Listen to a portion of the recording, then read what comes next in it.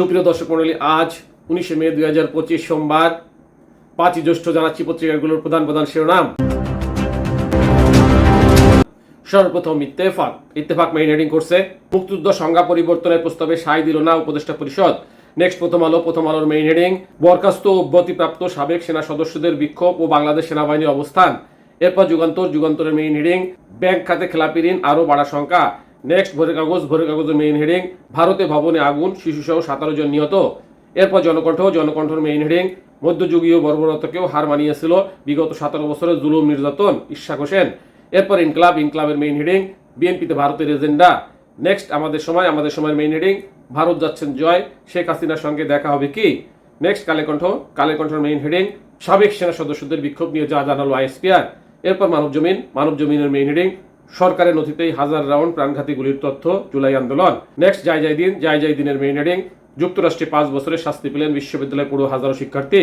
এরপর সমকালের main heading বরখাস্ত অব্যাহতিপ্রাপ্ত সাবেক সেনা সদস্যদের বিক্ষোভ ও বাংলাদেশ সেনাবাহিনীর অবস্থান।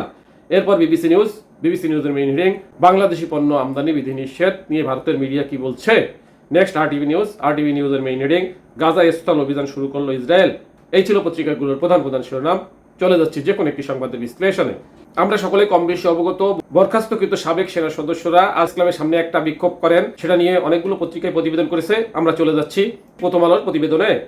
বরখাস্ত অব্যাহতিপ্রাপ্ত সাবেক সেনা সদস্যদের বিক্ষোভ ও বাংলাদেশ সেনাবাহিনীর অবস্থান। বিভিন্ন সময় সশস্ত্র বাহিনী থেকে চাকরিচ্যুত একদল ব্যক্তি চাকরি ফিরে পাওয়া সহ বিভিন্ন দাবিতে রোববার জাতীয় প্রেস ক্লাবে বিক্ষোভ করেন।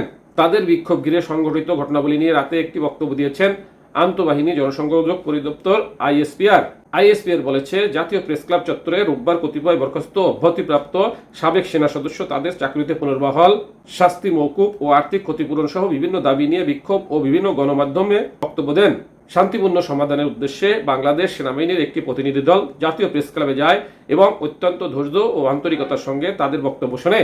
প্রতিনিধি দল সেনাবাহিনীর প্রচলিত যথাযথ পদক্ষেপ নেওয়ার আশ্বাস দেয়।